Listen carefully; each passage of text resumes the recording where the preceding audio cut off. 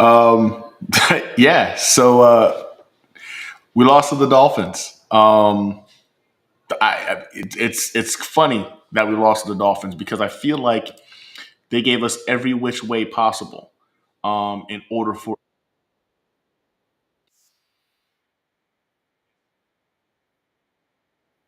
I don't feel like they wanted to win that game, and somehow, some way, uh, yeah, the Jets found a way. The New York Jets found a way to lose that game. It's at this point, I think the only thing you can really take from this is that the New York Jets are just the ability to lose games right now. It's the stuff of legend. Like it truly is. It's remarkable at this stage to be able to go ahead and lose games the way we have. I mean, hell, Garrett Wilson said it, I think, best, right? Like it doesn't make sense, right? I'm paraphrasing, but he stated that it doesn't make sense. It almost feels like it's genetic, as if it's something in the DNA of the organization. And I'm not gonna lie to you, man, like to hear that coming from your, you know what I'm saying, one of your stars, you know what I'm saying, a stud, one of the few bright spots this team has, speaking in this fashion as if it's hopeless, right, in terms of finding a way to win games. I'm not gonna lie to you, it's definitely concerning. But it is what it is. I knew, I think most of us kind of knew the Jets weren't gonna pull this off. I think they gave us a little bit of hope in that game just to go ahead and make it hurt just a little bit more when they did lose it. It is what it is. Ultimately, Jets lost. The Dolphins beat us. They're still in the hunt. The Jets are officially eliminated. The season was over already. We knew that, but now it's official. But I mean, I gotta wonder, man, were we really that far off? What was were analysts and fans and even some of our you know what I'm saying, like rivals were kind of concerned as to what the Jets could potentially do this season. Is it really possible that we were all that far off about this team? I have a hard time believing that, but obviously here we are at 3-10, 14th straight year without playoffs. To just continue to go ahead and lose in spectacular fashion. It looks like that is in fact our truth. That we we we're garbage, man. Like we're garbage. But it's I don't think it's really in terms of the personnel. I really believe there is a lot of talent on this roster. Call me a homer if you want to, but there's proven talent on this roster. I think a lot of it stems from the coaching has been the primary issue. So you know what? How close are the New York Jets to being contenders? We're going to talk about that. I got freaking my guesses in the back right now, so we're going to go ahead and get the show on the road. We're going to go ahead and see if we can fix this team. We're going to talk about the possibilities of what it would look like to get this team on the right track for the 2025 season. It's December, and we're already talking about freaking the next rebuild for the New York Jets. I'm telling you, man, it really could only happen to us. Let's talk about it. I can do it all, I will never fall off the renaissance. You know that I got the mother sauce, man. You know I'm the boss, I know what it costs. Have you what a loss? I'm so versatile, yeah, I'm a renaissance, man. I can do it all, I will never fall off the renaissance. You know that I got the mother sauce, man. You know I'm the boss, I know what it costs. Have you what a loss? I'm so versatile, yeah, I'm a renaissance, man.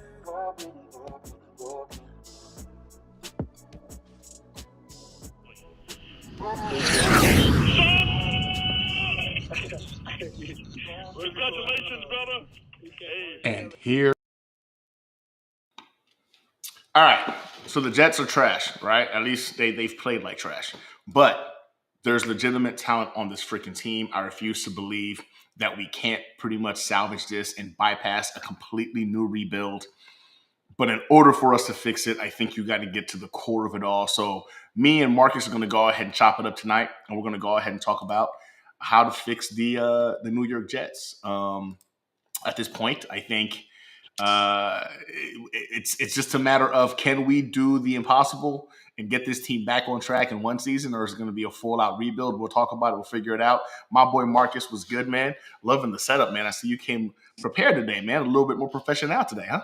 Look, can you hear me? Yeah, coming in good. Perfect, man. Yeah, look, Gunny, you got me. You got a fire lit under me to get this thing on and going. Um, I never thought I'd have a passion to speak about my team and want to actually do this and do it consistently. But I really appreciate you getting me here to do this. So little by little, man, I'm just piecing it all together.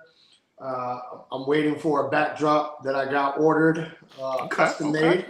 So yeah, man, I'm just excited. I threw this out there to a lot of people I knew. So hopefully we get some new fans to watch, listen to what we got to say. But I'm definitely excited about this. So I can't wait to chop it up with you. I came prepared. I got notes. I got my laptop. I got everything you need, baby. That's what's up, man. Listen, I know I talked to you last week about it. We jumped off the air, and for those of y'all that could not chop it up with us on YouTube last week, I don't know what happened. YouTube couldn't give me an explanation, but we're live. I'm seeing we're live on all platforms right now, so I appreciate you guys for chopping it up with us. So far, we've got Johnny Boy in the building. We've got Miguel Padilla in the building. Juan Rivera. Listen, Johnny, I don't know if you knew this, man, but I'm a Yankees fan. So in all actuality, the whole Juan Soto thing, I'm not excited about it.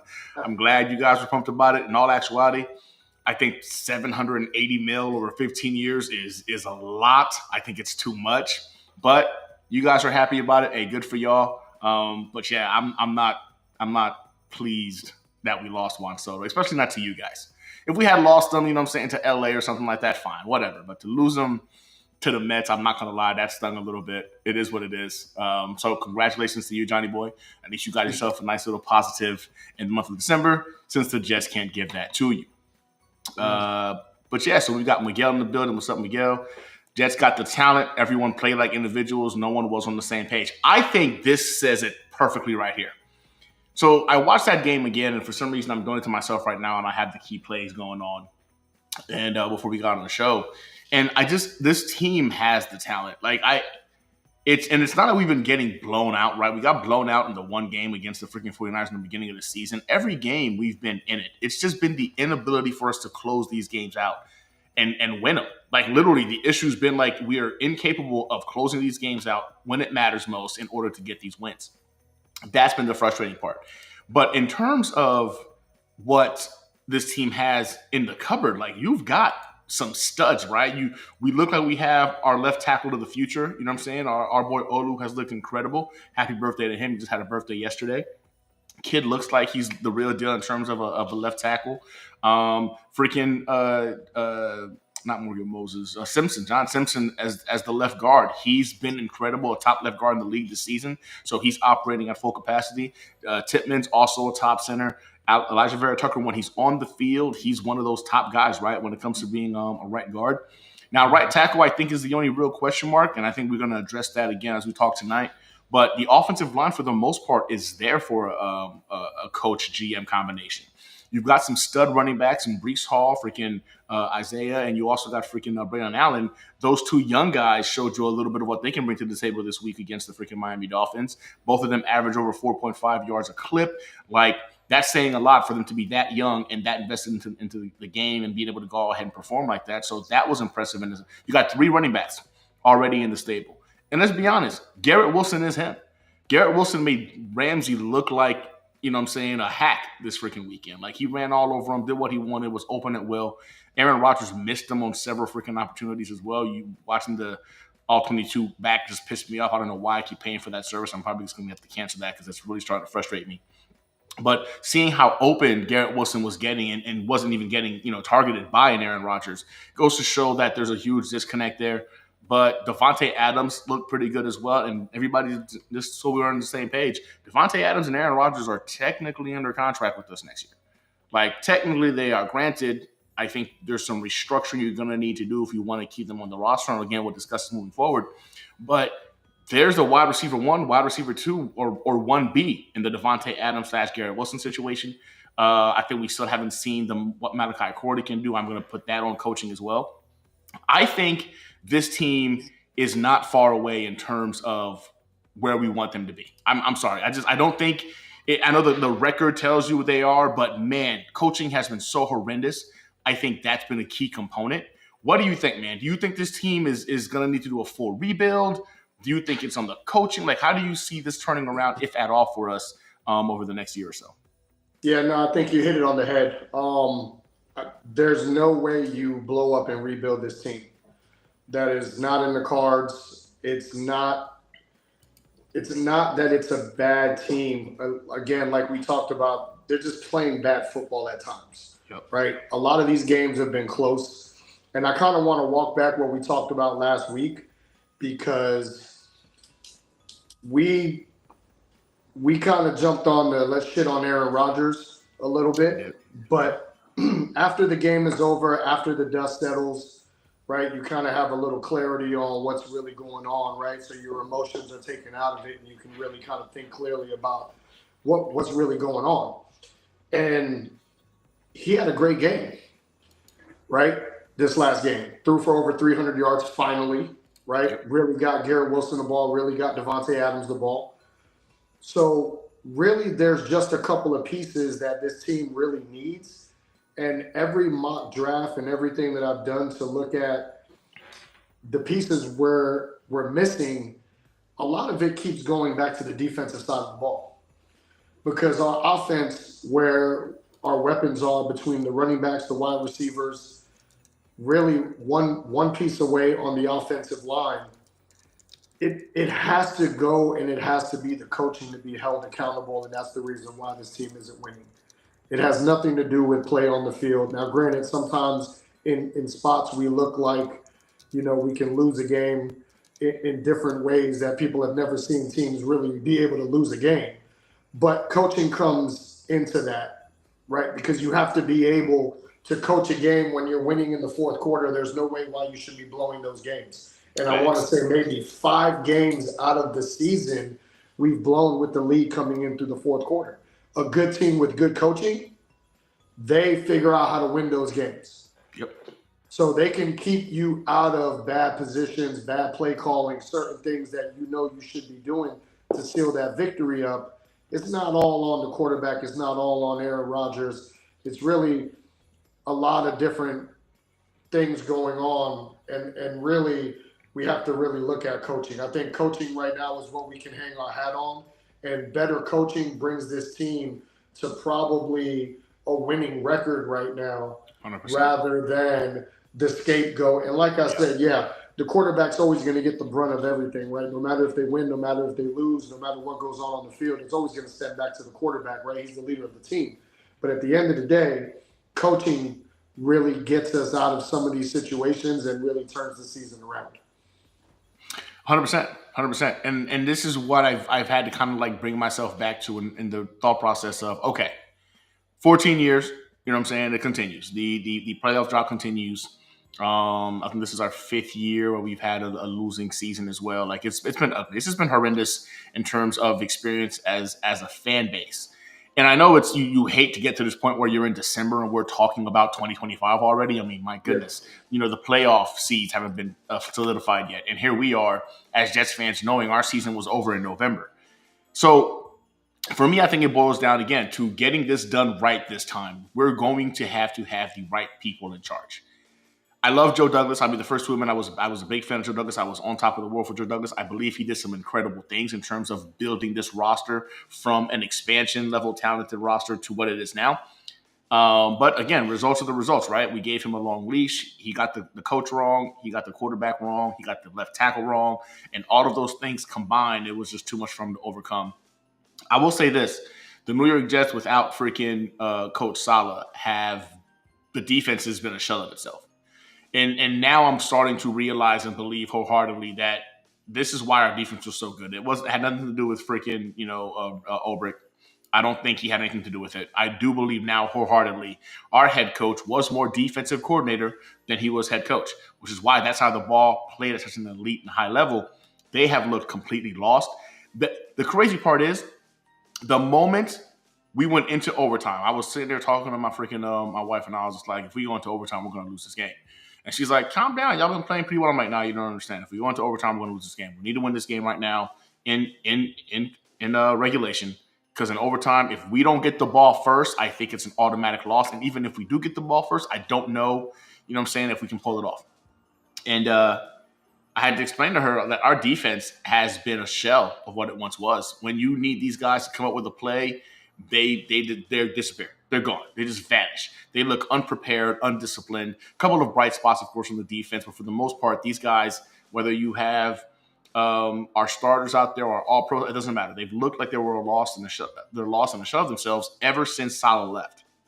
So I think you clean house. I'll be the first to admit it. I don't think you give Ulbrich another shot. I don't care about any coach currently on the roster. If I'm Woody and I'm looking at this freaking team seriously, and I'm thinking to myself, I'm not trying to go through an entire new rebuild. We've got pieces here, foundational pieces here. We can make a couple of moves in free agency and the draft to fill in some key roles. I'm bringing in a stud, and I think it starts with the GM. So I don't know if you've got your list ready. I've got a couple of individuals that I've looked at in terms of the general manager. Mm-hmm. So I'll take a swing first here. So for me, I think if you get one of these two guys as your GM, I think you kind of set the precedence on what's going to occur. For me, top of my dream list, John Dorsey and Ray Agnew. Now, both of those individuals are currently right now working in the Lions front office. Ray Agnew is the assistant freaking general manager. John Dorsey is kind of overseeing personnel type of individual there. They've proven to be the answer to what I believe was a shithole organization. Let's be honest. The Lions were a trash organization prior to the last few years. They were a laughingstock of the NFC. In essence, they were the Jets of the NFC. They've just been a clown show of an organization. Now you're looking at what they've become in regards to like the building of the culture. They've created a culture of pride, discipline, and team before self. And they've been able to go ahead and draft and add the right people that brought the winning culture. And having that experience of coming from an organization like the Lions, who has been in the nitty and gritty of just being mid to trash, to now they're arguably the best team right now in football. And you really, it's hard to argue it because they're winning in all facets of the game, whether it's defense, offense, special teams. This is a well-coached team. They understand the importance of being prideful of being Lions, right? It's not about individuals on that roster. It's all about, you know what I'm saying, bringing the championship to freaking Detroit, making Detroit, you know what I'm saying, a prideful fan town again. Like, they're proud to be Detroit Lions. And I feel like we're not seeing a lot of that when it comes to the Jets, right? You got a bunch of guys who are proud of what they bring to the time. He's proud of being a two-time All-Pro. Aaron Rodgers is proud that he's Aaron Rodgers, the first ballot Hall of Famer. You know, you just saw the press conference he had about how, like, yeah, the 14 years continues, but like, that's not on me. Only this year is on me, right? He made sure to separate himself from that. So, all right, man, either you want to be a New York Jet or you want to be Aaron Rodgers playing for the New York Jets. And I don't think we have that sense of team. So for me, my dream list would be a guy like John Dorsey or Ray Agnew coming into this building, because they not only know what it looks like in terms of dealing with a franchise that is in utter decay and chaos, they've been part of the solution to go ahead and make them relevant, to make them great. So I want that experience in the building. I want those kind of guys who see what bad looks like and knows how to get to good. And I think those guys would be my two on my dream list. But again, that's my perspective, right? I could go down the list of a couple of other individuals, but I'm going to go over my top dream scenarios here on how we can go ahead and turn this team around immediately. I'm talking about like next year, talking about being a potential at least playoff team. So what do you think? In terms of the general managers, is there somebody specifically in mind or a couple of guys you would like to see at the helm? So not really my forte when it comes to GMs. But the John Dorsey deal, with the new word that's been going around about Aaron Glenn also wanting to be able to come in and interview for the head coaching job. I think that connection right there between those two would definitely be, you know, a pair, right? The history is already there. I'm more of are you a draft guy? Are you a scout guy? Do you have that type of background to be a general manager? And it starts there, because no matter what you do, you're handing over the keys to an organization that really is just the front office away from being really, really good. Yep. So this decision has to be foolproof. Like, they can't mess this up, because if If they mess up the general manager, which is going to come first, then they're going to they're going to steer away some coaches that would want that job. So they go hand in hand. Some names that I've heard was Will McKay. I believe he's over in Dallas, I think. A draft guy, right? Somebody that can build a team, somebody that knows college football, knows, scouts and players that are coming up. Another one was Ian Cunningham, I believe. I think he's in the Bears organization. Another scouting type of guy, right? The last thing you want to do is hear the names that are getting thrown around that have no idea about football, but just are a front office person to be able to run the books, right? For how the deals are going to get made, where the money's coming from. You don't want that, right? That's not what we need in our building. We need somebody that Woody Johnson is going to leave alone, right? Head coaching wise, he's going to leave them alone. He's going to leave the general manager alone, and he's going to let them do their thing. So, the John Dorsey deal makes sense. It's just, I'm really hesitant because I don't want us to go back to another defensive coordinating head coach, especially a first year head coach. Every person that we have put to run the helm between Herm Edwards, Eric Mangini, Rex Ryan, Todd Bowles, for the exception of Adam Gase and Robert Saleh, they all been first year defensive minded head coaches. And obviously that has not been the answer. So we need good leadership to be able to build the offensive culture. And we need that general manager that knows talent.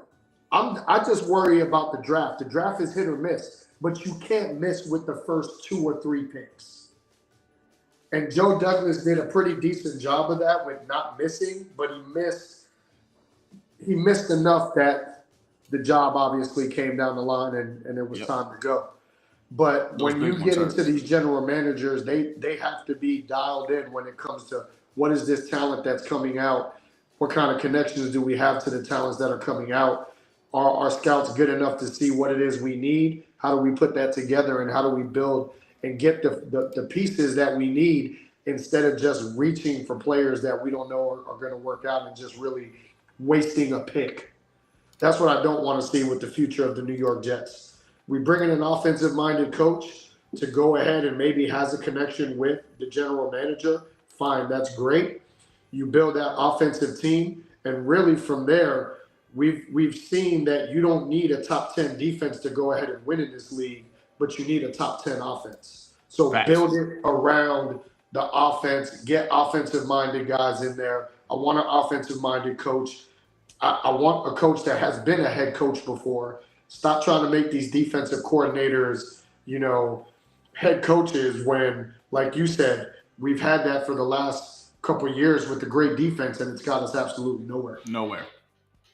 So you jumped ahead, right, in terms of the coaching aspect. I believe that's the next component. And I think you kind of segued beautifully, because I do believe you bring in a guy like Dorsey or Ray Agnew, and you are now looking at the coaching tree in terms of the Lions. But although Aaron Glenn is one of the guys that I would look like and say, okay, I get it, I understand, I want freaking Ben Johnson. I'm sorry.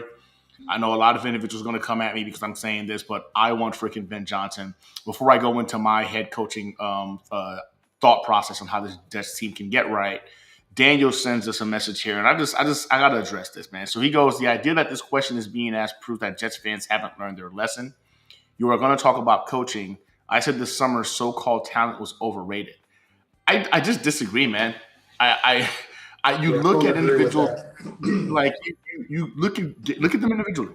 Look at Brees Hall individually. He hasn't gotten 20 plus touches at all this season. One of the more efficient running backs in the league right now. Granted, his numbers aren't where we would be excited about when we thought we were getting, a better offensive line, and Aaron Rodgers is not there. But when he gets the ball, when he gets more than 10 touches, the dude does damage. He hasn't come close to 20 this year. You got Aaron Rodgers throwing 30 plus, times in the game when the guy clearly has declined. That wasn't the game plan. The game plan wasn't to have Aaron Rodgers come out here and throw the ball 30 or 40 times a game. It was for him to come out here and be a if we were hoping for the guy that left the Green Bay Packers, you know what I'm saying, 2 years ago, but wanted an accurate freaking game manager that can go ahead and just get the ball out of his hands, let the playmakers work. Garrett Wilson is about to go ahead and hit his third 1,000-yard season with the plethora of just bad quarterback play he's dealt with in his first 3 years in the league. Like, that is not a small feat when you take into consideration the quarterbacks he's had to endure. And that includes a declining Aaron Rodgers. The defensive line has guys like Hassan Reddick, who double-digit freaking sacks, and the season isn't over yet. Quentin Williams has not been that dude, but the reason being is he's facing a lot of double teams, and he really hasn't had any other help in terms of another defensive tackle to go ahead and help shed some bodies. You're looking at the defenses as well. We also lost Jermaine Johnson, who was supposed to be coming out. This was supposed to be his come out party. He was supposed to be having a year this year that he was going to be the top edge rusher on the roster. I think the talent is legit on this team, man. Like, for us to go ahead and bypass it, you're talking about all pros, Pro Bowl level talent that is on this roster. These guys know how to play football. I think the problem is poor coaching. They can't maximize the talents of the guys on this roster. We've seen it with Rick and Saleh when it came to the offensive side of the football. He understood how to take advantage of the defensive side, include us on offense. And then we saw it now with freaking Ulbrich, who's just been lost in general. So I don't think the talent is overrated. I just don't. We have a running back group that I think a lot of teams would kill for. Garrett Wilson would be a starter on.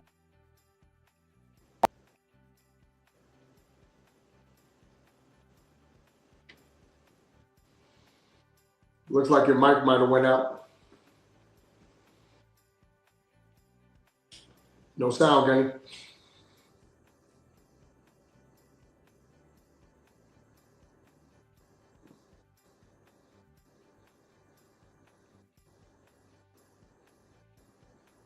Can you hear me?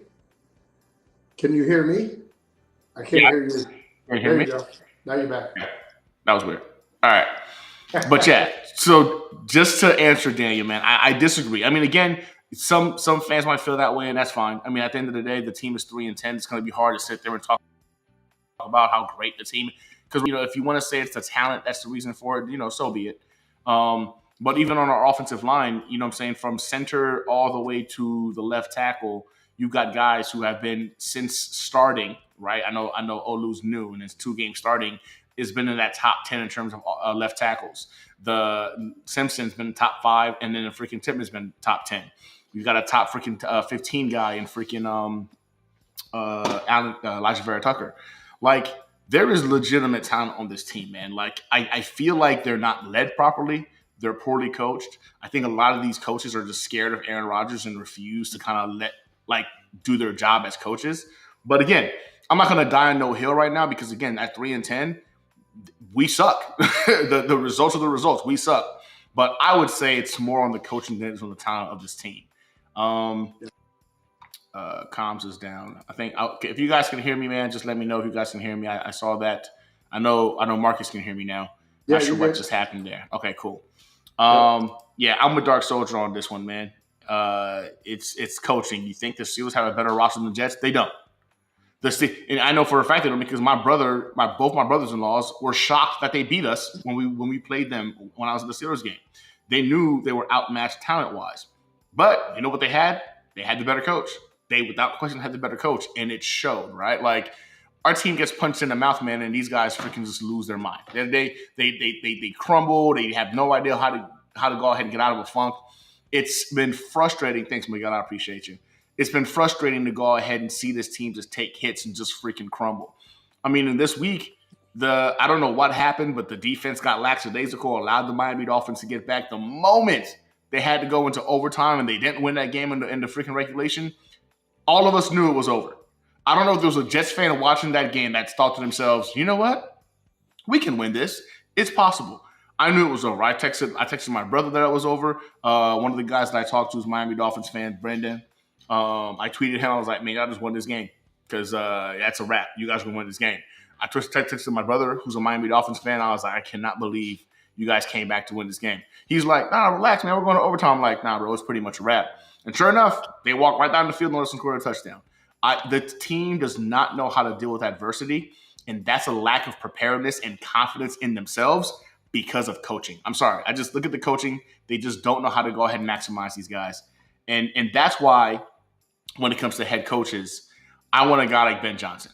And I want Ben Johnson for a plethora of reasons, right? Like he's the cream of the crop in terms of options this year.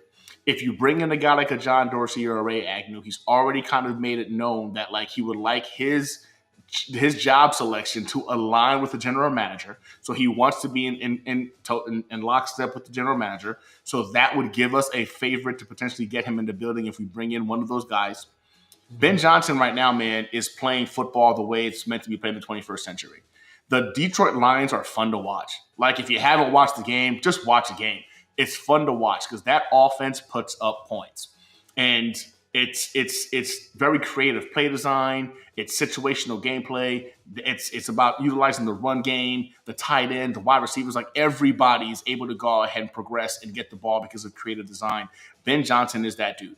Now, I know there's a lot of individuals who come at me when I'm like, man, he's a rookie freaking coordinator. Like, I don't want to do that anymore. Listen, in the 21st century, only 3 defensive-minded head coaches have won a Super Bowl. Just 3. That is it.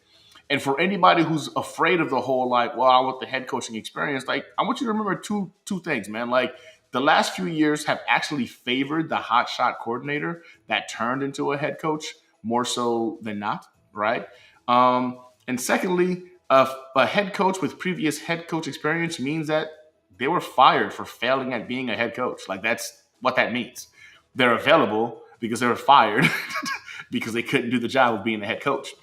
And when you take that into consideration, you may as well even the playing field and put it all on the risk, right? I would rather have a high ceiling guy that you're not too sure what could potentially happen, but the ceiling is there, vice bringing in a head coach who's done it before. And you kind of have an idea of where his ceiling is at because, well, he's already shown it to you, right? And I get it. Things can change because they get some more experience out there and they're able to go about their business and get better and then come back to the fold. I get that.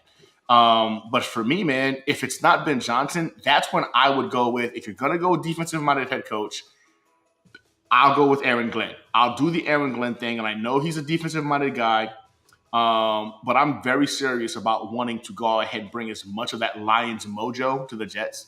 I think having dealt with the catastrophe that was that organization to kind of come into our building and rebirth it, so to speak, right in the fold or the mold of a successful franchise being rebuilt. Aaron Glenn is also somebody that, you know what I'm saying, he was an NFL player, very much respected. He also played in the NFL and on the Jets. So if he's able to muster out a top 10 defense, even as he has lost so many major pieces personnel-wise, I like the idea. My family just walked in, so I apologize if y'all can hear dogs in the background. Hopefully they don't go remodeling the kitchen again. But yeah, so Aaron Glenn for me would be that option that I would look at as well because you're bringing him from that Detroit Lions experience, and I do believe that mojo itself can go ahead and go a long way. And then there's the guy that a lot of individuals love, right? It's Mike Vrabel. Mike Vrabel is a coach that somebody likes. So what do you think about those individual coaches per se? Yeah, I'm okay with the offensive coordinator. The one thing though, and we don't want to get too far off the subject, right? Because tonight was supposed to be how do we rebuild this team? Obviously, player-wise, right? We got some things we gotta, piece in. But the Detroit Lions are just an animal of a football team. There's not very many Jahmyr Gibbs and David Montgomerys out there.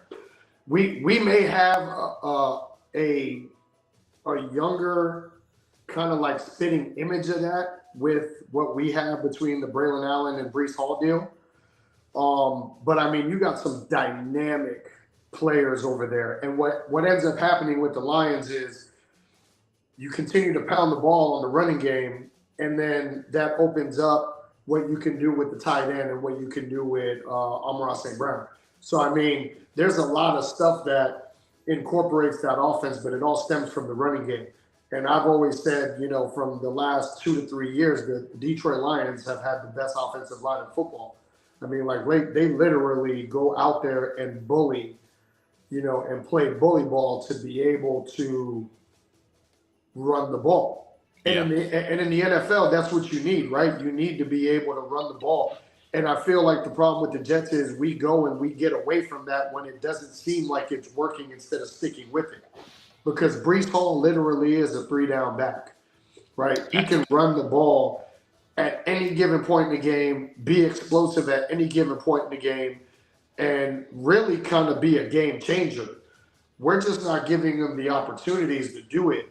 And with him wanting to see maybe 30 to 35 touches a game, or between him and Braylon Allen, maybe 35 touches a game, we're not seeing that. So Right. a lot of that is going to stem to play calling. I feel like our play calling for the last 10 years has been subpar. It's so Agreed. vanilla. It's so mundane. There's no adjustments, with what happens from halftime to the second half of the game. We don't change. We stick with the same. This is what we're going to do. And in today's game, you can't do that.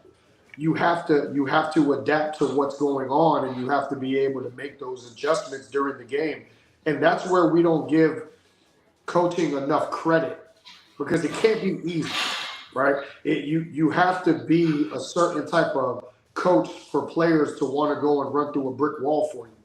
And Facts. that's what they have over there in Detroit right now. They have the coach that's going for it on the most fourth down, attempts. Like, I think almost in history, as much as we see the Lions go for it on fourth down, right? And they're doing that on their side of the field because they're that confident in their offensive line and in their running backs to go ahead and pick up those yards. It's not, it's not the quarterback sneak that's picking it up. They're literally allowing their Yeah. offensive line to dominate the game.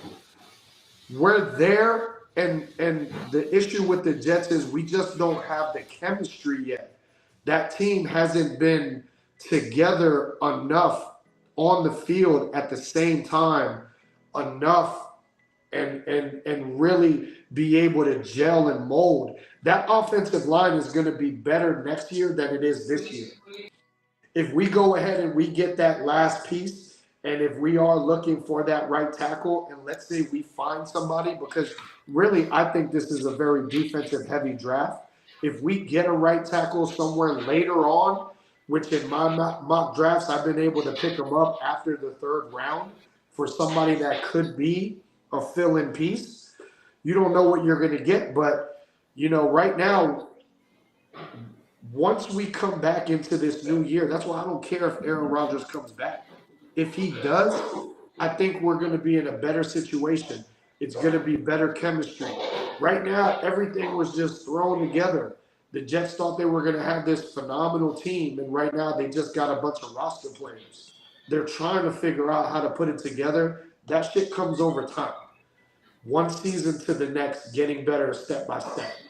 And if that offensive line sticks to where not much changes on it, we got the pieces there to be a run first offense.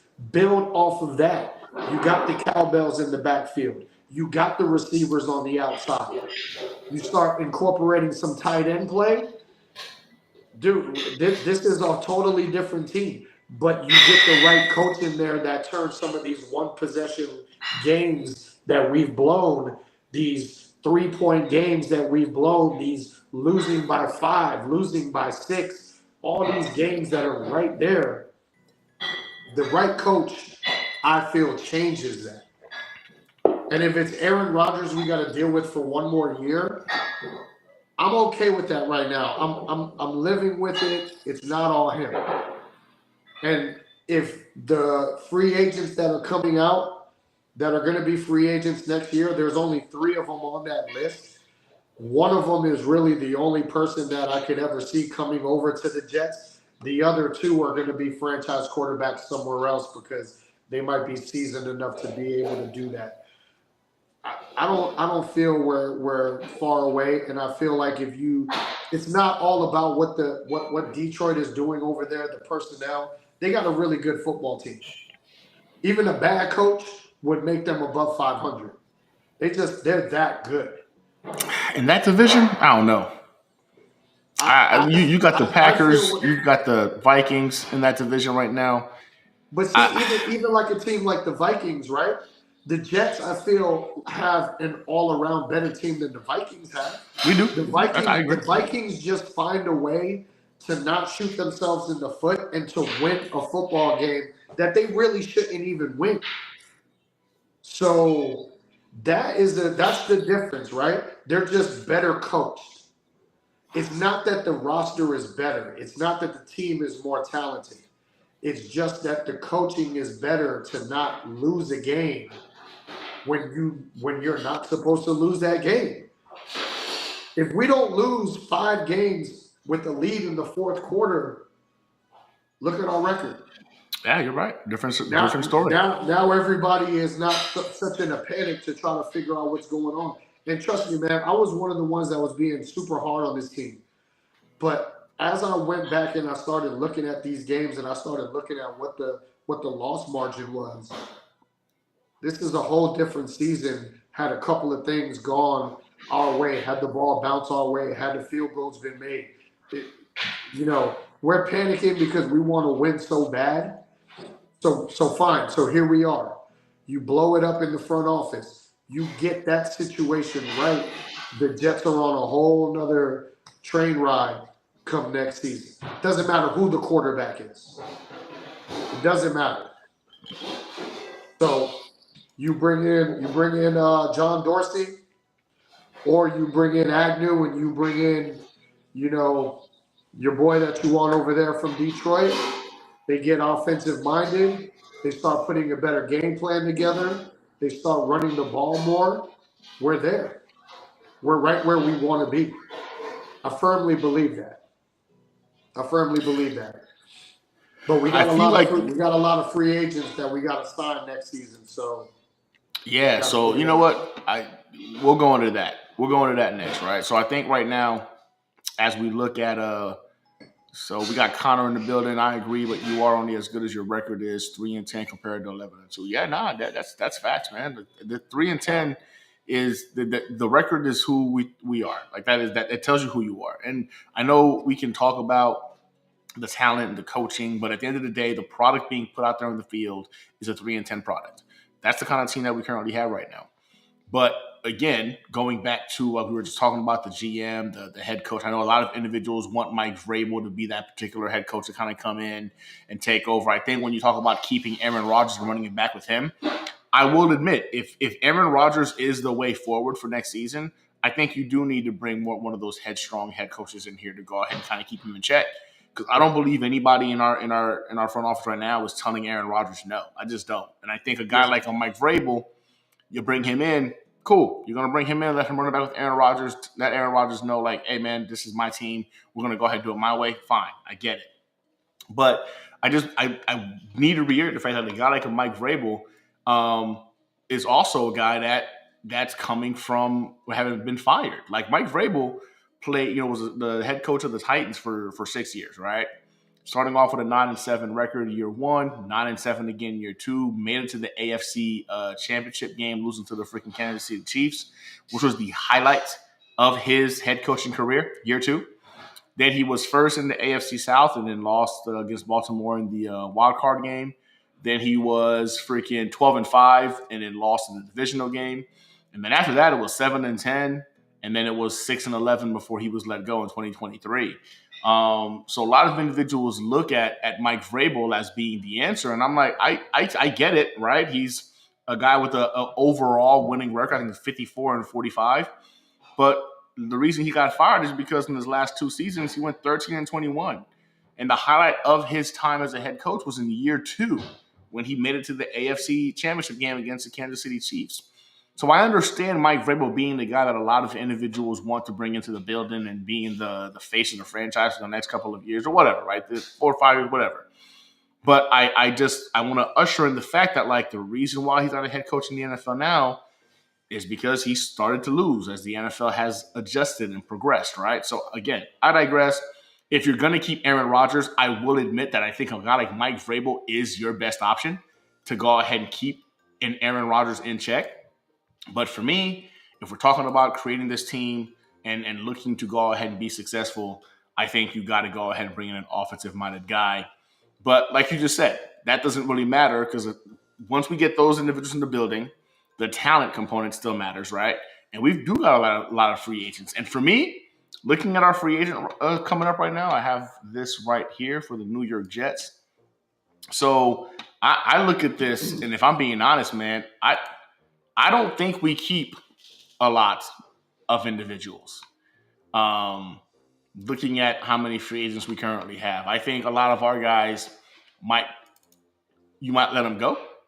I got Um, I got about four that I would want to keep. And let me say five because I don't know why people give Tyler Conklin such a hard time. The Tyler Conklin has probably some of the best hands as a tight end. We just don't use tight ends in our offense, which kills me. Like I don't understand why people haven't learned from that year that the Patriots ran their dynasty and they were running that two tight end split with Aaron Hernandez and Gronkowski. I mean, what happened to that offense? Like, did that just go away after Belichick or whoever, whatever offensive coordinator put that together and just said, "Yeah, that's a winner, but let's not do that anymore." Like Tyler Conklin, I feel like gets a bad deal. I feel like he's somebody that unless you're going to get some tight end out of the draft that's going to be a complete project and you don't know what you're going to get with him because you're not going to get him till way later and waste a pick on a tight end early. It's kind of what we got stuck with, right? I believe Jeremy Rucker was one of those where we kind of got him, extremely late, and it's a head scratcher with him. Is he good? Is he not good? What is he? And we don't know, right? Um, I feel like the biggest names out of them all, I think DJ Reed, we got to figure out a way to bring him back. okay. DJ Reed, Tyler Conklin, the right tackle, Morgan Moses, he's obviously on the chopping block because you're going to bring in and you're going to try to get a right tackle, but I don't know if you're going to get Right. somebody that's going to be player plug-in ready coming out of the draft. So you may want to try to find somebody in free agency, which you might be able to get a right tackle in free agency somewhere. Um, Jeremy Sherwood, you got to sign him. You got to bring him back. 100%. Brandon Eccles, I think you got to sign him. You got to bring him back. But if you don't, with Eccles and maybe Ashton Davis, like you have no secondary, man. Like we are like really thin at the secondary. And Yeah. So when I was going over our like the impending free agents, I was kind of surprised how much of it is in our secondary. yeah, man. It is concerning every safety. You know what I'm saying? Every cornerback not named Sauce Gardner, that's a relevant cornerback, is Even on the Chuck Clark chopping is block. gone. Chuck Clark is gone as well. So Ashton Davis, Isaiah Oliver. So for me, I kind of broke it down differently, right? I looked at the free agents coming in, and I looked at some of the other free agents that are going to be available, and of course, looking at the draft. Right, again, this is preliminary stuff. We're still in December. I haven't had a chance to do a very deep dive. I've Yeah. looked at some of the key potential, I guess you can say, draft picks and free agents that potentially could slip away. But for me, without question, Jamie Sherwood is a must resign. You don't let Yeah. him walk away. Jamie Sherwood right now has been balling out this year. Him next to Quincy Williams, you have an impactful linebacker duo that most teams would freaking covet and wish they had. The work that's been put into getting Jamie Sherwood to this point, it's obviously shining through. He's got to be retained. I think there's no advantage or much about it. You've got to find a way to keep Sherwood in here and keep him paired up with a guy like Quincy. You hope CJ Mosley decides to hang it up and retire. I know we're probably not just going to just release him because of that contract that he currently has with us, but I hope he retires, right? You know what I'm saying? Put us out of our own misery when it comes to that, because I think it's going to be a Quincy and Sherwood type of linebacker core for the next freaking 4 or 5 years. So him in out of all these individuals is my priority. After that, I would love to see us keep freaking both Reed and Eccles. I would. Yeah. I think when you look at the importance of having quality corner play, it's hard to come by in the NFL. Like it's very very hard to find quality corners in the NFL. You see a lot of teams struggle with it in terms of having a good defense, but the corners being a liability. They have to go ahead and push safety help consistently to assist the corners. So I think a guy like a DJ Reed and Eccles have proven that they are studs. I think Reed would be a cornerback one on most teams in the NFL. Call me freaking a homer, but the dude has proven to be one of those guys who can go ahead and get it done and go up against some top competition, especially in the AFC East. So Mm-hmm. I think you find a way to keep both. If you can't, you got to get one. You can't let them both walk. You need one of those guys in the building.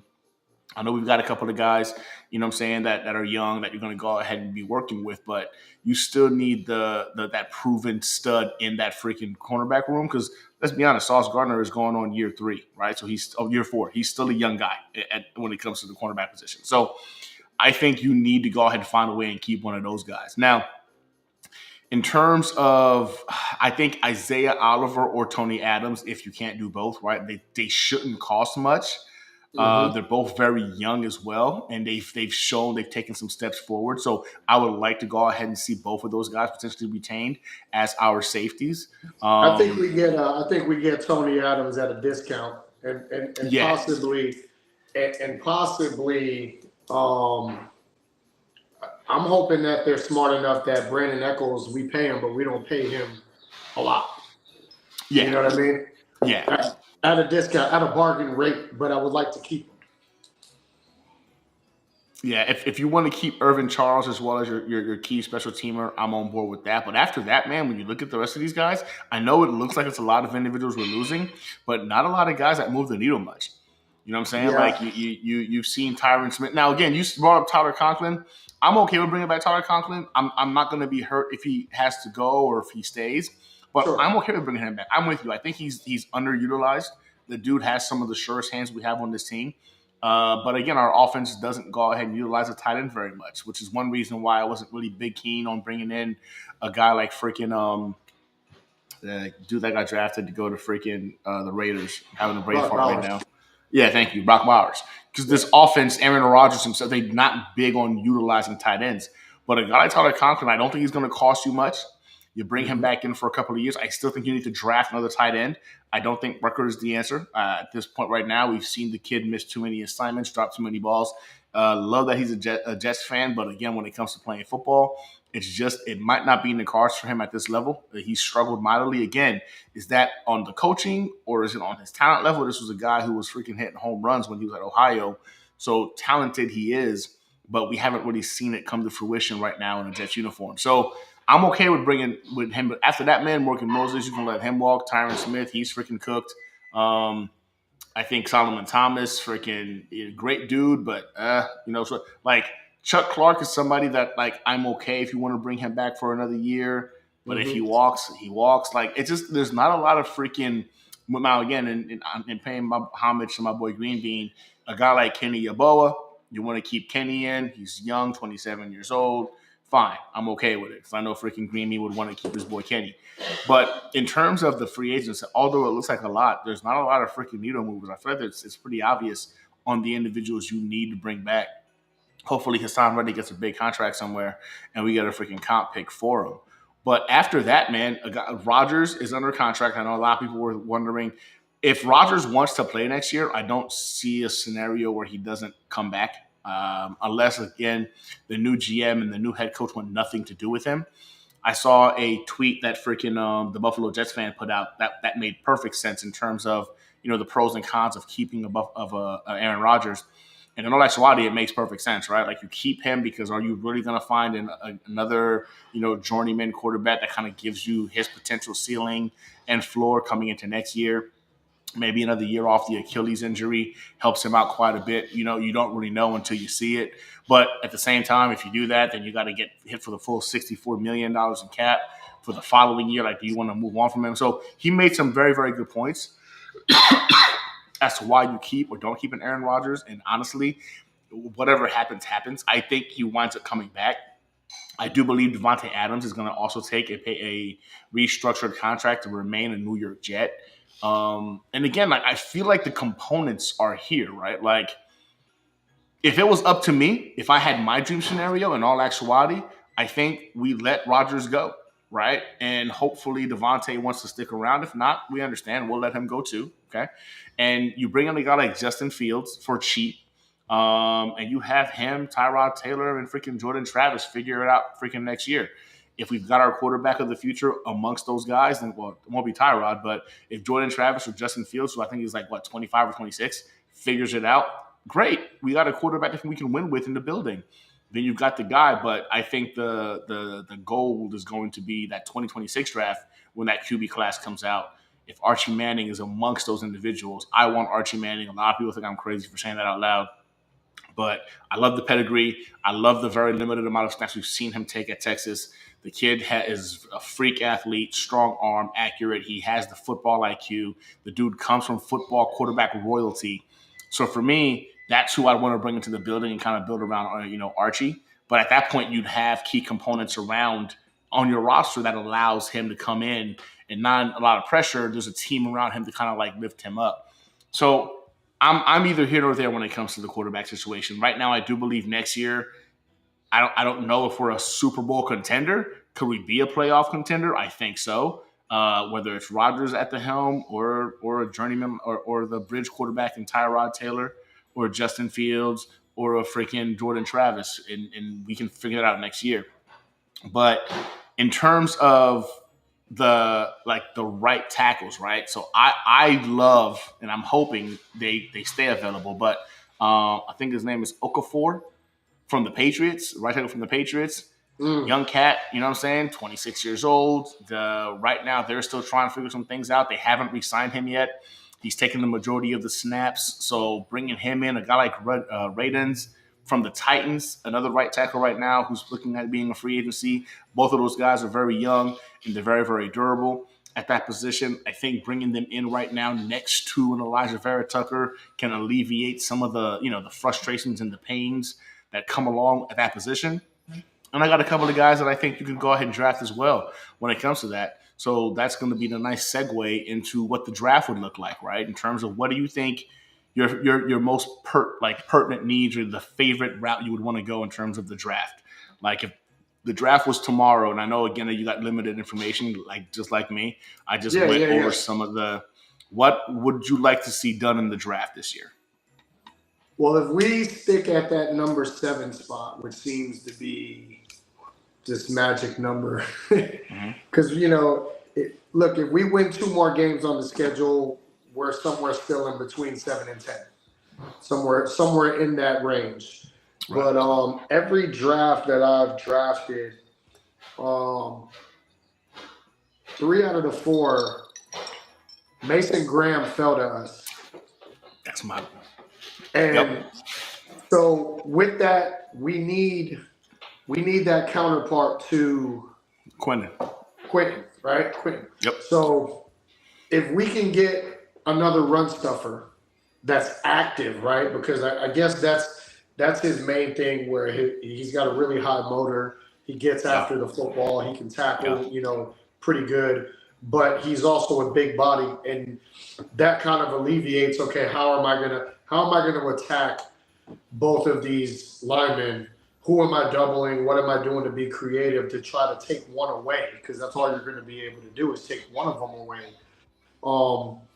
If we end up getting that, that's a no-brainer at number 7.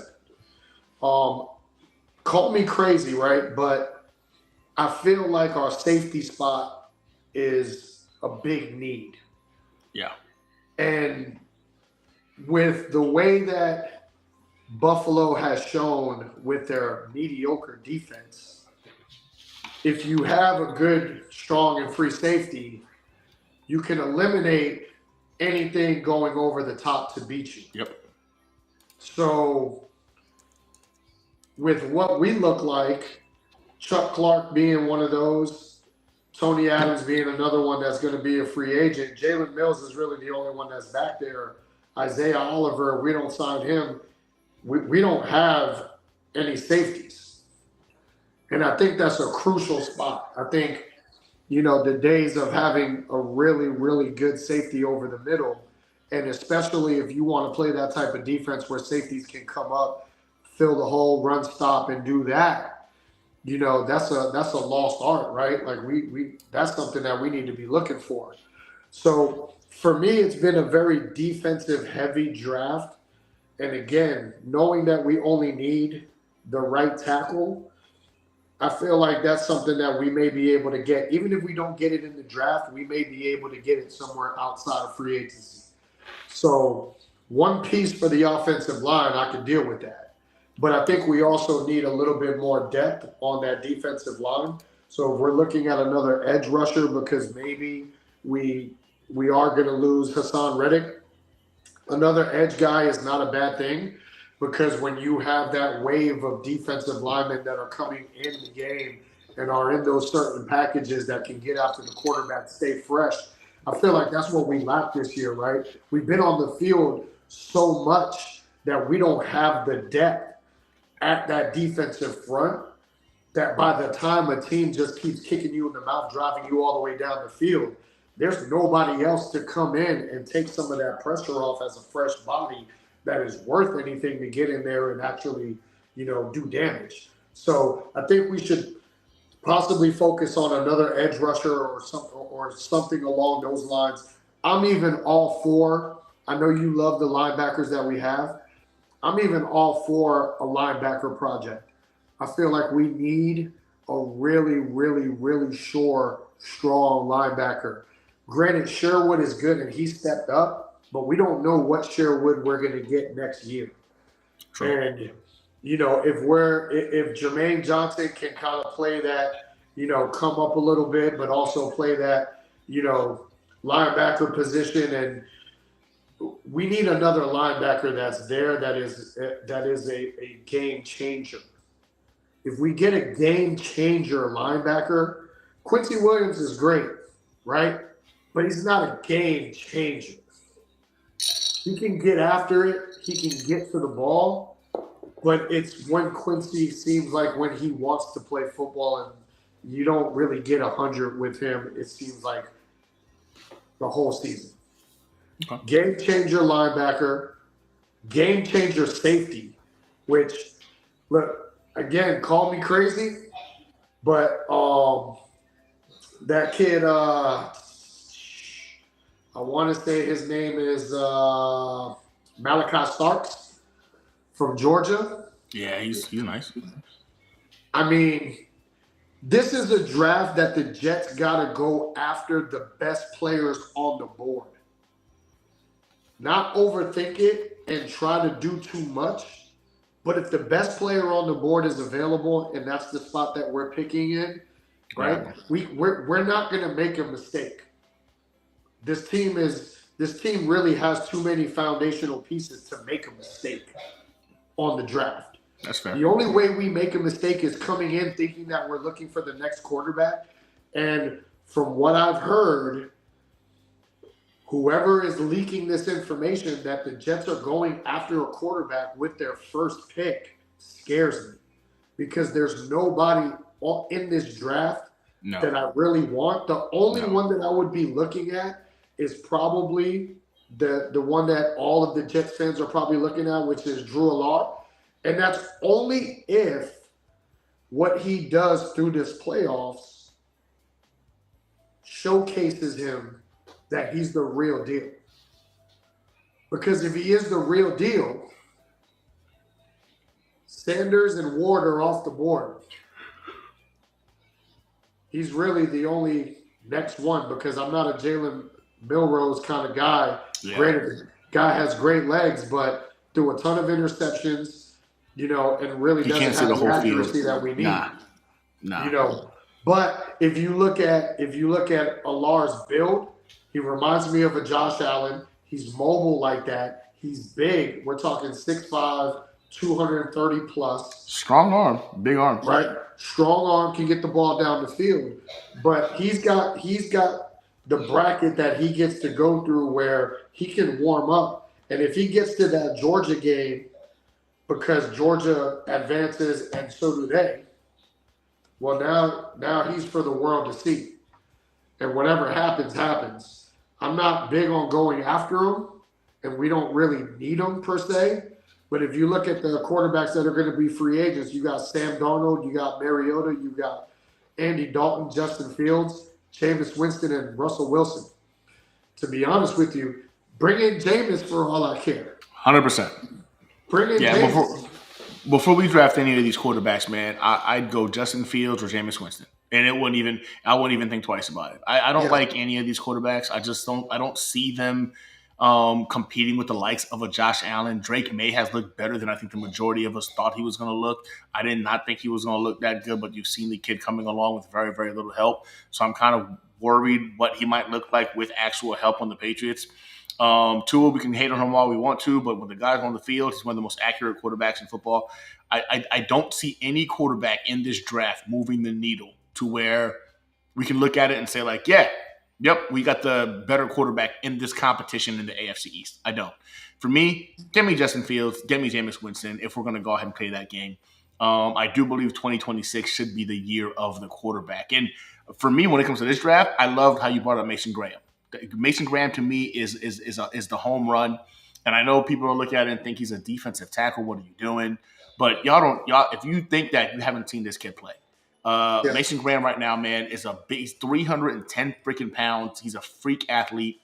I mean, God, the dude freaking can stop the run and get after the quarterback. Jets struggled mightily this year in terms of stopping the run. This guy is 315, 320. He's got that motor that doesn't stop. Like it's a diesel. It's constantly moving. It's constantly treaded. It doesn't freaking stop. He can be an impact in the run game. And people don't see this, but he's been a pressure machine in the Big Ten. Like he gets pressures. He gets after the quarterback. He's averaging about 4 sacks a year right now collegiately. I think he's got at 3.5 this year. But again, at the three tech, a guy who can go ahead and create those pressures and get to the quarterback and be a run stuffer as well. In terms of this draft, I think that he'd be the perfect complement to be next to Quentin Williams because you're going to have to pick your poison. Like both of these guys are going to be relentless. They're going to go ahead and be trying to get into the backfield. Who are you going to go ahead and slow down? Now, yeah. I'm a huge fan of going tight end with our second pick. Now, call me crazy, but I've been looking at these tight ends, man, and I know some people are going to say Harold Fannin or Colston are the higher ceiling prospects. I get that. But for me, it's Tyler Warren. Tyler Warren, man, out of Penn State. That dude is the one I think is going to be the game changer. He's 6'6", 255 pounds. My man ran a 4.6 40. I'm talking about he's a surefire, in my opinion, tight end one. Kid has, I think, I read this right. He averages a QB rating of 123 or 124 whenever he's targeted. That is insane. The kid doesn't drop anything. He catches everything. He's got great hands. I think elite size, great speed. He's a great route runner. He can impact the game, short yardage situations. He can go deep. His blocking could use a little bit of refinement, but he's a physical guy willing to block. That's a key component. I think he'd be a true tight end one on this roster. And I think we need a guy we don't have a guy like that. If we bring in a Tyler Conklin, I'm okay with bringing him in. But this dude, in my opinion, would be that guy. He'd be him. Now, in terms of right tackles, there are a couple guys that I would really consider that I think are pretty awesome. A later pick in the draft, I think it's Gray Zabel out of North Dakota State, I want to say. Or a guy like Charles Grant out of Williams and Mary College. They're going to be mid-round guys, right? But these guys are both very stout technicians at the tackle spot. I'd even take a flyer on the guy, Johnny Cornelius out of Oregon, right? He's seen some pretty good competition. The only thing is that he's allowed zero sacks and 500 plus freaking snaps. He's not the most athletic guy, and the level of elite competition he's faced, he's had very, very minimal amount of snaps in terms of playing against elite competition, so that's concerning, but Yeah. very, very coachable, and he's showing you the ability to go ahead that he can impact that spot at the right tackle spot. So there's a couple of guys there that I think would go good. And the safety that I've been freaking kind of crushing on a little bit, no homo, not no homo, that's not what I meant. I meant to say pause. That's a Marine Corps thing, so I apologize. Marine Corps thing, but Kamari Ramsey, out of Yeah, USC. yeah. Kamari Ramsey's a guy that I really like that I think could be available for you in that fourth, fifth round. Again, that's in mock drafts that I've been doing now. Mm-hmm. But I'm with you, man. I think if we can get that defensive tackle component correct, I think we do need to go tight end. I think we do need to go safety, and you need to bring in a guy, at the right tackle spot. I don't think quarterback is in the cards. If you want to take a flyer on a wide receiver, I'm not mad about it. If you don't believe Devontae Adams is going to be there, but I think this team is not as so far away, right, from being successful as like we've been saying. I think the majority of fans have been we've been hurt, right? We looked at this season thinking like this season was going to be it. It was the it factor for this year, and it's not, right. The Jets right now they've looked the worst that they've ever had. I think in the last like decade, they haven't looked this bad in a long time, and it's surprising because you weren't expecting that with this level of talent. This could be Yet the worst. this is the worst, bro. This could be the This worst. is and I don't see what's crazy is people are like, oh, the Jaguars, y'all are gonna beat them. I'm like, nice. Can we? We should have never lost to the Patriots. Sure enough, we lost to the freaking Patriots. Like you're not gonna tell me that any game that we have left on this freaking last 4 or 5 or whatever it is that we can win. I don't know if we can. I'm not in that position to sit here and tell you that the Jets are going to win more than 3 games, and that is infuriating to have to say out loud. But yeah, man, we could very well lose to the Jaguars this coming week. But There's nobody driving the car though. exactly, The team is out there on their own. yep, they're on the bus with no You change driver. that up with coaching, and just like it looks like Connor said, like you change that up with coaching, and our record goes to 8-win, 9-win Yep, 100%. record right now. Where we could very easily, with the slow start that the Ravens had, we could very easily be right now, right behind them in the AFC, trying to go ahead and seal this whole shit up and clinch a spot. But there's not much you can do if the leadership is not there. That's it. Doesn't matter. It doesn't matter how much talent you have. I think that we as fans and armchair coaches, I feel like we just don't really understand how important that is to have. Juan Rivera, I think. Who's that? Yeah, Juan. Yeah. He says Clifford head coach next year in Arch Manning 2026. I love Arch Manning, man. And again, call me crazy because I haven't really seen the dude play, a full season yet for Texas. But I followed him in high school.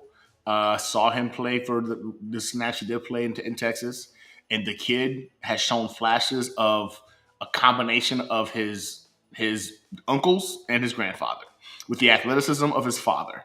And I think that's a disgusting combination, especially when this kid has lived and breathed football his entire life.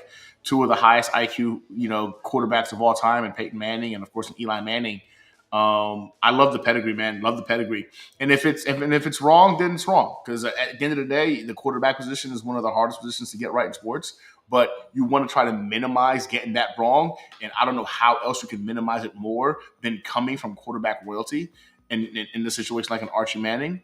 I do like Connor's breakdown here of Agnew for GM and Kingsbury for head coach.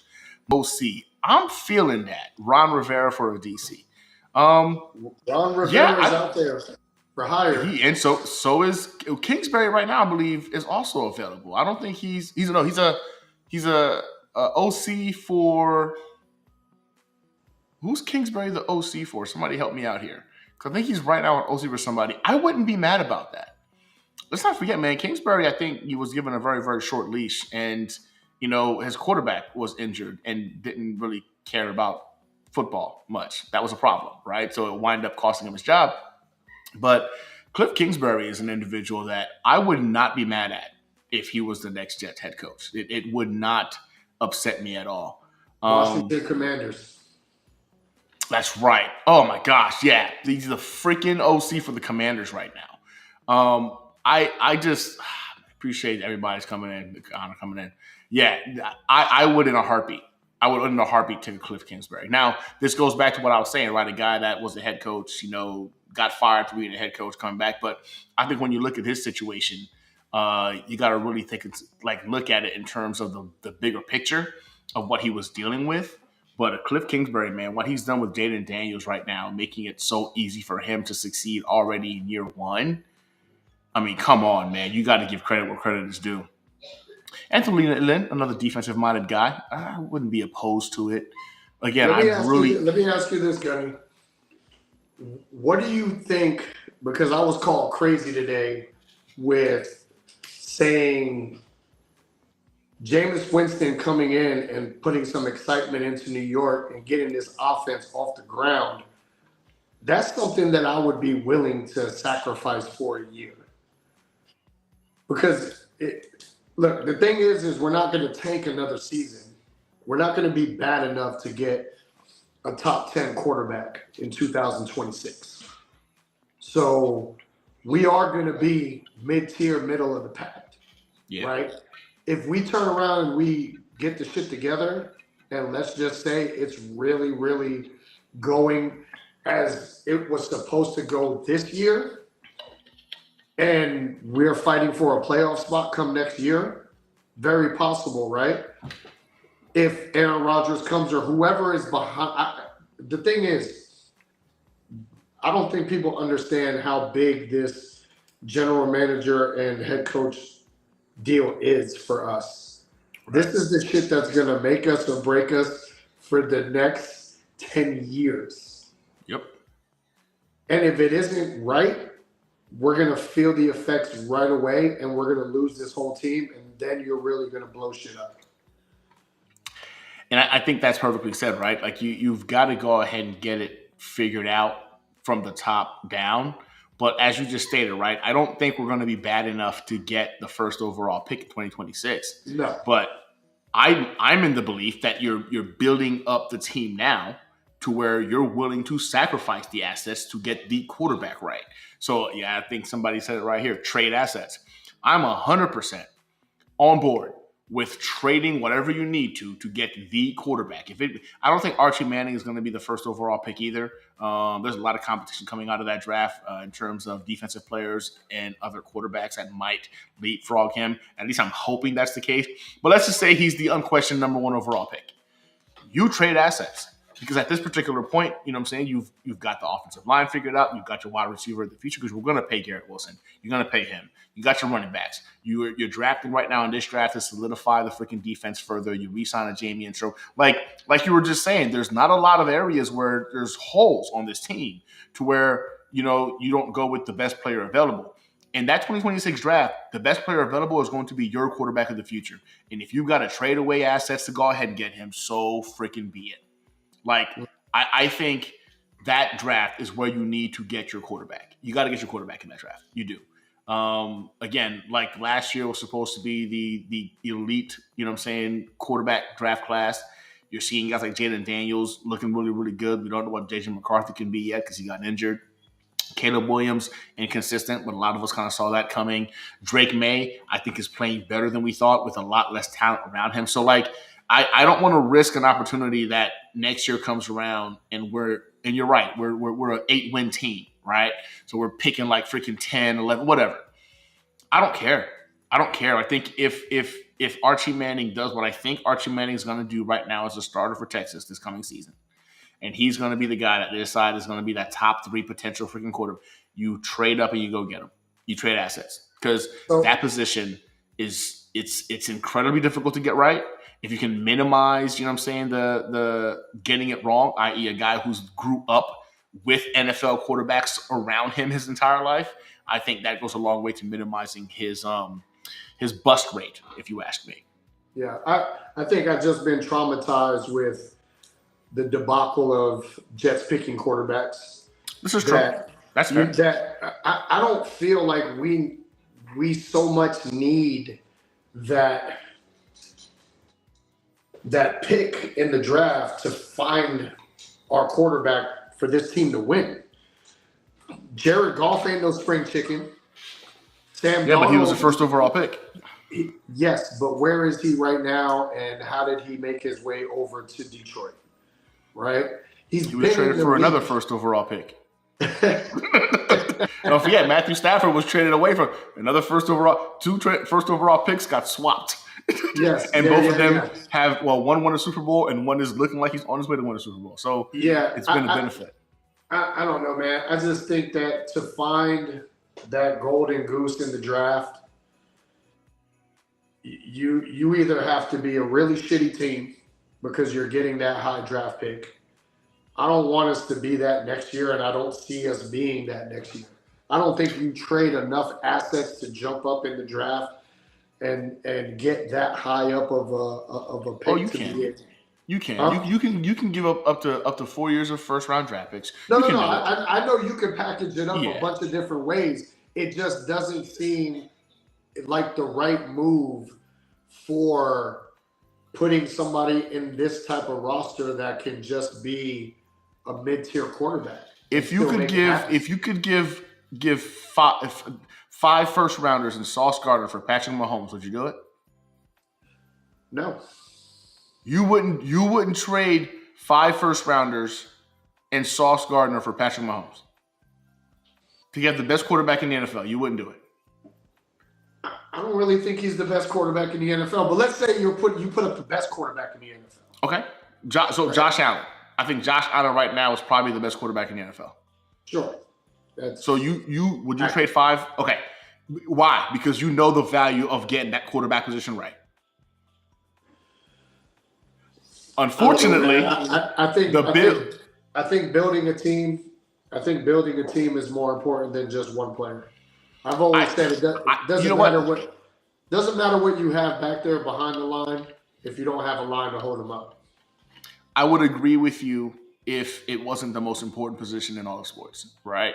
Because we've seen this team when it had a top 5 defense, a top 2 defense, a top 5 special teams, and the offense was incapable of moving, even with a 1,000-yard freaking wide receiver, the second in scrimmage yards running back back there in all scrimmage yards.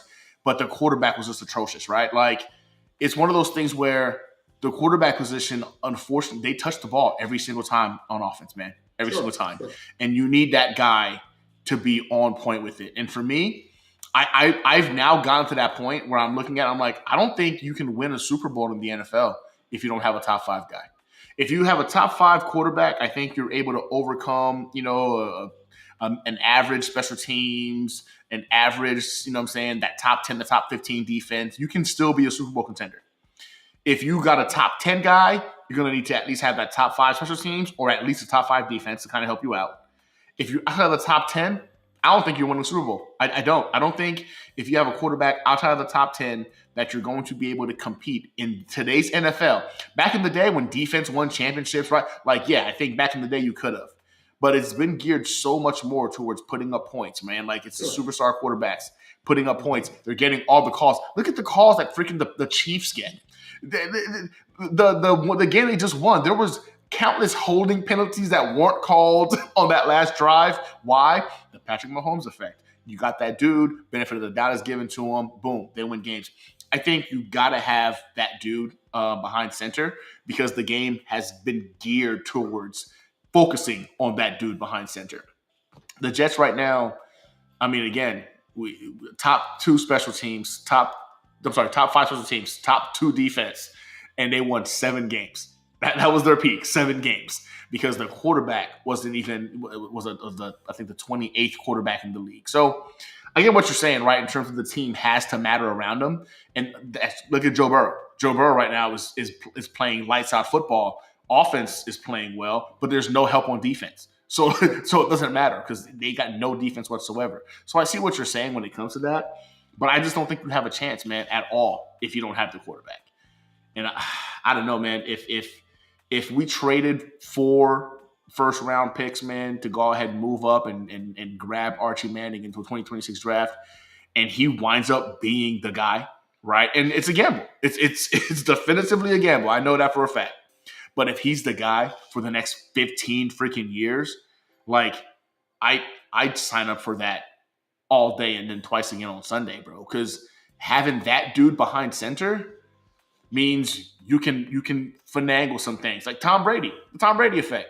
They didn't have the best roster in the NFL. They had freaking Tom Brady for the Patriots and a defensive minded freaking head coach who made sure defense played well. They won countless Super Bowls. The quarterback matters, man. I'm They sick and also tired had of one of not the. They having that also had guy. one of the. They also had one of the best offensive lines in the game at the time. I mean, Tom Brady This is didn't get true. cut.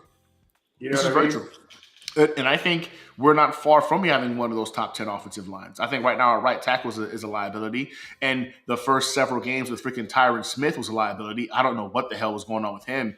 He's just cooked. But Olu back there has given up only one pressure thus far, you know what I'm saying, in 3 games. Gotta appreciate that. Freaking Simpson's been freaking great, elite even. Mm-hmm. Titman's been great. Elijah Vera Tucker's been really, really good. Right tackle's been a liability too in Morgan Moses. So we get that shored up. We could potentially be looking at having one of those top tier offensive lines. I also believe we need to go ahead and get a better freaking offensive line coach in the building than Keith Carter. I'm so over that bum. I don't even know how he got a job in the building, but I digress. But I think if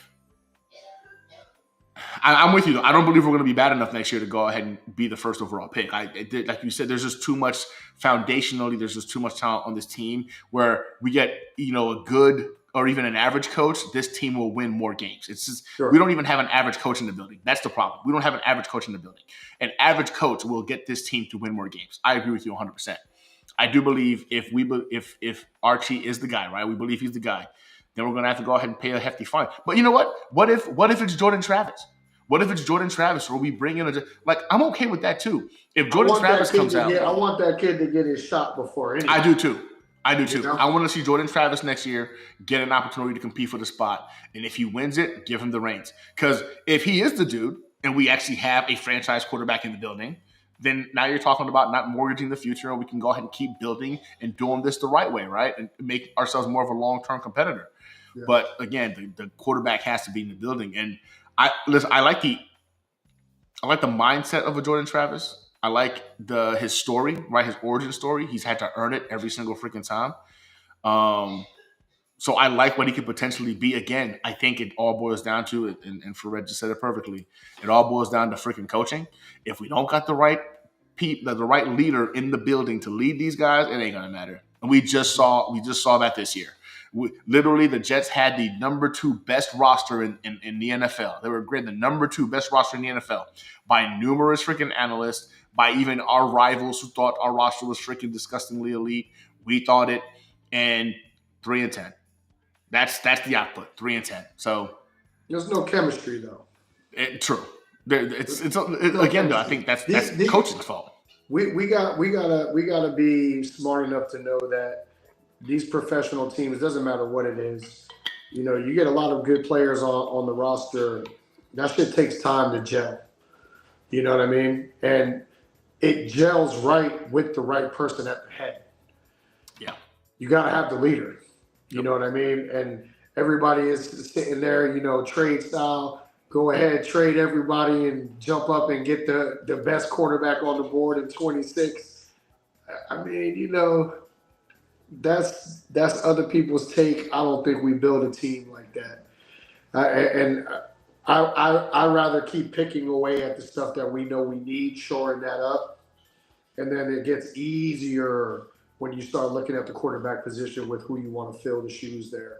And even if you need somebody for the time being, the other pieces are in place. All you got to do in the NFL is make the playoffs. So that's where we need to start first. All this getting to the finish line and getting to the Super Bowl and all of that, that's all fine and dandy. But let us get to the playoffs. Let us have a winning Playoffs? season. Let us have a winning season, for Christ's sake. Jeez. That'd be nice. Baby steps, man. Baby steps. So, Well, I mean, we went definitely, 30 minutes past our scheduled time, but it's one of those passionate subjects, man. This Jets team has been an anomaly to us trying to figure out. And there's a lot of perspective. A lot of individuals think, what I'm saying, like it's all about the GM and the coaching. I agree. I think that's going to be a huge component. Man, Infrared with the perfect comment. Like, so Aaron Rodgers currently has as many touchdowns as Patrick Mahomes, and then the difference is one team is 11-1 and we're 3-10. Like, it's actually crazy, man. When you look at it, I was looking at the Patriots freaking in terms of quarterback play. I want to say I think Patrick Mahomes actually has more interceptions than Aaron Rodgers. Less yards per attempt. Like, it's, but hey, 11-1 or whatever they are, and we're freaking 3-10. So again, coaching freaking matters. You got to give Andy Reid. You got to give Andy Reid. Andy Reid is that dude. Yep, that's right there. Infrared is a great example of coaching mattering, because that's exactly what you're seeing when it comes to the biggest differences. Because in terms of production, I think our defense is actually rated higher than the freaking Kansas City Chiefs. I don't know how, but they are. Our running backs are rated higher than the Kansas City Chiefs. I think Garrett Wilson has. No one comes close to Garrett Wilson's production, and yet somehow, some way, they're 11-1 and we're 3-10. This is what coaching freaking matters, and it's a beautiful example of why it does. Mm-hmm. Man, well, brother. So, have you figured out when you're going to kick your show off yet, or you're just right now getting in the realm of it? What's going on? Yeah, man. So I'm putting some stuff together. Ironically, what I'm trying to do is I'm a diehard Jets fan. Don't cheer for anybody else. That's just my team, right? But I do live in Florida. So what I've been thinking about doing is catering a show towards have Jet talk and then start diving into the Buccaneers a little bit. And then that way you incorporate the two. Smart. You know, because I can get to the games here, you know, I can get some inside information going on here. Yeah. You know, it's easy for me to tackle some shit going on with that team and to not give a biased perspective of what's going on there, because you're not a at fan. The end of the day, it's not my team. Yep. I don't like them like that. But, you know, with, you know, the Jets, you know, being, you know, bleeding green and just diehard, man, it's one of those where talking about them, being passionate about them, and having shit to talk about, because they're always going to give us shit to talk about. I feel like, you know, if I incorporate and blend the two, I think I'm going to try to kick that off. So I might do, you know, a air and anchor report is what I might be looking at. Okay. Okay. Very well. Man, whenever you freaking get it figured out, let me know, man. You don't want to hop on. I'm going to go ahead and put it out there, brother. I appreciate you for jumping on, man. I know I kept you longer than we had discussed. But, hey. I'm here, man. I appreciate the time. I appreciate the time. And we may not get to talk before Christmas, so if that's the case, Merry Christmas, brother. Have yourself a Merry Christmas. I'll make sure I reach out and text you and try to make that trip out to Texas, man. Spend a couple of days out there. You say when, Duck. Doors I got plenty of space here, man. You say when. We're gonna be in Florida again this summer too, so I'll be hitting you up when I come to Florida this coming summer. Let me know. My brothers and my sisters still live out there in Tampa, actually, too. So like, I'll be hitting you up when I head out there next time. Let me know. Let me know when you're in the building, man. Yeah, you had some good comments come through, man. So people were dialed in, they were locked in, which is good. Yeah. You know, just want to make sure that we get this shit right, man. They will. The last thing I want to see in this team will give me a nervous breakdown if we go after some quarterback in this draft. I'm gonna be pissed. I'll be pissed. I'm with you on that one. If we go after a quarterback, if you want to take a flyer on somebody with a 5th or a 6th, whatever, fine. But if you're using one of those the top 3 picks on a quarterback, I might lose my mind, bro. There's not everything tells you. Though I don't know if those guys are going to translate much in the NFL. Why risk it? Why risk it? Yeah, man. Well, Gunny, man, bro. Always a pleasure, good night, brother. All right. Appreciate you, man. Until next time. Later. Yeah, so that's the show, man. How close are the Jets to competing? I think the Jets are close. I really do. I think that if the New York Jets can go ahead and just get out of their own way, man, if Woody hires the dude or the GM and the head coach and allow them to go ahead and do their job, I think you've got the foundational pieces, man. You've got the wide receiver one. You've got the running back depth. You've got the offensive line. You've got key components on your defensive line. You got the edge rusher who's going to get you the double-digit sacks every freaking season. Quinnen Williams is still a stud, right? Secondary wise, maybe this was freaking Ahmad Gardner's sophomore season. Maybe it took him to year 3 to get here. That little sophomore slump, but I think good coaching can go ahead and get these guys on track. So it's going to matter who we bring into the building to go ahead and get this course correction done. If we don't get that right, then it won't matter. And then you can do some damage again in the draft as well to go ahead and kind of fortify this team.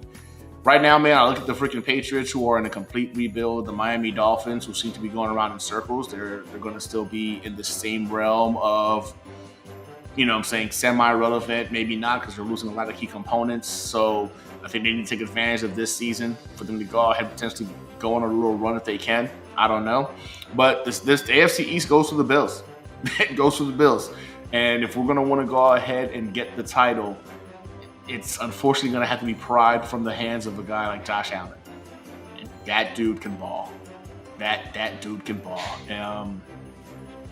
Man, and I think right now Mason Graham is the guy. I think you bring in a guy like Mason Graham, you fortify your defensive line, a guy who can not only freaking stop the run but get to the quarterback as well. I think that's going to make our defense better as a whole. You get Jermaine Johnson back from injury. You get freaking Hassan Reddick going into year 3. Hopefully he puts on some more weight without losing that explosiveness. Again, a lot of good on this team. That's why I think it's still a desirable spot for any coach that's looking at their next destination. Granted, when you have Woody Johnson as your freaking, the owner, the fan base that's as passionate as we are and desperate to just see success, it might not be appealing to some. But in all actuality, if they're scared of that, then really they're not the alpha we thought they were anyway. And you don't want that kind of alpha personality in the building. You need a dog. You need a leader. You need an alpha personality in the building to lead this New York Jets franchise. So it's December, man. Merry Christmas. I think I'll do another show next week before Christmas gets here. But yeah, the Jets play the Jaguars this week. And I'll just tell you, man, I don't think we beat them. I don't. I know some people think I'm crazy for saying that. I don't see this team putting it all together for an entire 4 quarters to get this W. If they win, wouldn't surprise me. The Jags are a trash team right now. Also very dysfunctional. They don't have their quarterback. In my opinion, I just don't think we're mentally here. I think this team is disconnected. I think this team, they've already checked out, and we might see that. And if we don't beat the Jaguars this week, we're about to go on a losing. We're not winning any more games the rest of the season. I don't see us beating anybody else the rest of the season. So that's my prediction for this week. Jets are going to lose to the Jaguars to the tune of 21-17. Something close, something painful like that. And we'll catch an L there. But appreciate you guys for jumping on and hanging out.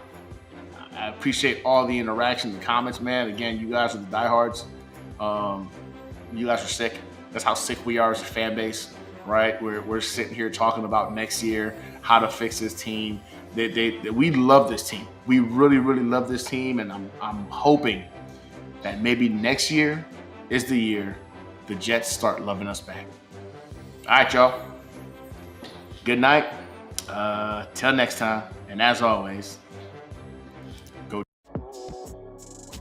I can do it all, I will never fall. It's the Renaissance, you know that I got the mother sauce, man. You know I'm the boss, I know what it costs. Have you ever lost? I'm so versatile, yeah, I'm a Renaissance, man. I can do it all, I will never fall. It's the Renaissance, you know that I got the mother sauce, man. You know I'm the boss, I know what it costs. Have you ever lost? I'm so versatile, yeah, I'm a Renaissance, man.